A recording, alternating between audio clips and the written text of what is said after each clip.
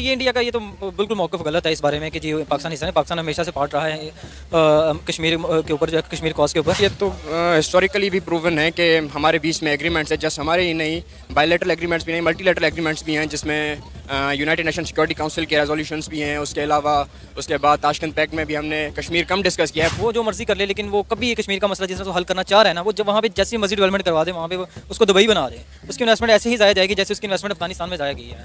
तो वो नहीं कामयाब हो सकता है। इंडिया कि एससीओ समिट इंडिया होस्ट कर रहा है और पाकिस्तान के फॉरेन मिनिस्टर बिलावल भुट्टो जरदारी भी इस समिट को अटेंड करने के लिए भारत गए हैं। वहाँ जाके उन्होंने कश्मीर के मुद्दे पर बात की और खासकर G20 इजलास जो कि श्रीनगर में होने वाला है उस पर एतराज़ किया, जिस पर इंडिया के फॉरेन मिनिस्टर ने काफ़ी गुस्से में जवाब देते हुए कहा कि पाकिस्तान का कश्मीर से कोई लेना देना नहीं है, यहाँ तक कि पाकिस्तान G20 का मेंबर भी नहीं है। क्या कहेंगे आप इस पर?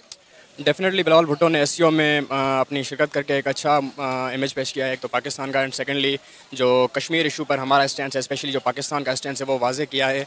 और उसके बाद ये डिफ़ाइन किया है कि कश्मीर जस्ट एक इंडो पाक इशू नहीं है, ये एक ह्यूमैनिटेरियन इशू है, वो जो वहाँ लोग रहते हैं। और उसके अलावा जो इंडिया टाइम्स को उन्होंने इंटरव्यू दिया है, उसमें भी उन्होंने अपना नैरेटिव बड़ा ही वाजे उनके सामने रखा है कि अगर आप समझते हैं कि आप सही हैं तो आप लेफ्ट साइड या रेफरेंडम को सपोर्ट क्यों नहीं कर रहे। यहाँ इंडियन नैरेटिव को उन लोगों ने बड़े वाजे तरीके से, यहाँ जयशंकर की जो वो क्रिटिसिज्म था कि काउंटर बॉर्डर टेररिज्म बंद होना चाहिए, तो उस पर भी बहुत अच्छे तरीके से हमारे फॉरेन मिनिस्टर ने उनको जवाब दिया है कि ये सिर्फ उनका पर्सनल मसला नहीं है, ये पाकिस्तान का मसला भी है, हमारा इंटरनल मसला भी है और हम इसे भी रिजॉल्व करना चाह रहे हैं। उन्होंने कहा कि पाकिस्तान का कश्मीर से कोई लेना देना नहीं है। क्या कहेंगे आप?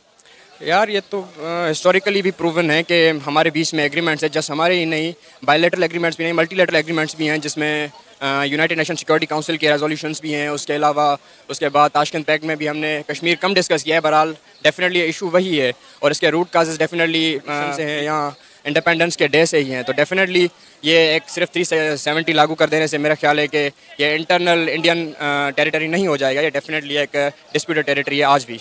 बिलावल भुट्टो ने इस पर भी बात की है। उन्होंने कहा है कि 370 रिमूव होने के बाद से ही इंडिया और पाकिस्तान के दरमियान ताल्लुकात खराब हो गए। अगर 370 दोबारा से लागू कर दिया जाता है तो दोनों मुल्कों के दरमियान ताल्लुकात बेहतर हो सकते हैं।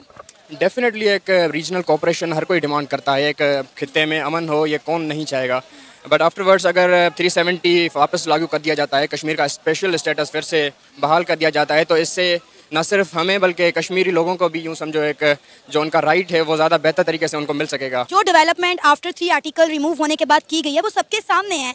आप देखें वहाँ पर जो है किस तरह से डेवलपमेंट हो रही है, सबको दिखाया जा रहा है, बड़े बड़े प्रोजेक्ट्स पर काम किया जा रहा है, उसको तो हम डिनाई नहीं कर सकते ना।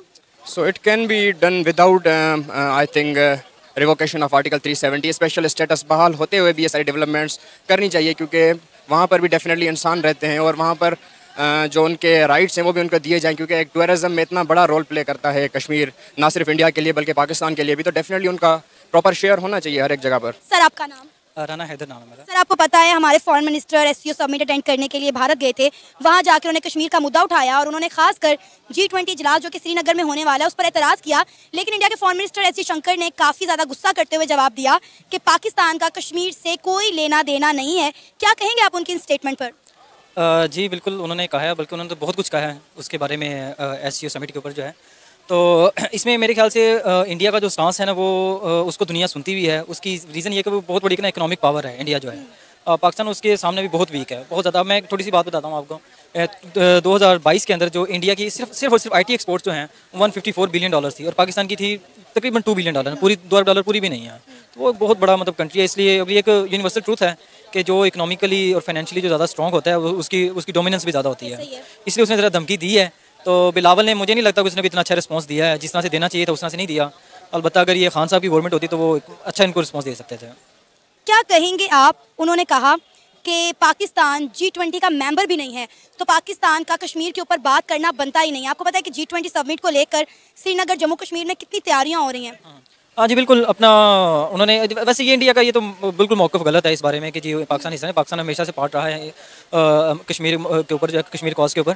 तो ऑब्वियसली अपना जो है कश्मीर के ऊपर कश्मीरी अवाम की भी यही है कि उनकी बात सुनी जाए। उनको जो है अलग से जो है वो रहना चाह रहे हैं तो उनको रहना देना चाहिए। इंडिया जो मर्जी कर ले, वो जो मर्जी कर ले, लेकिन वो कभी कश्मीर का मसला जिसने तो हल करना चाह रहा है ना, वो जब वहाँ पर जैसी मर्जी डेवलपमेंट करवा दे।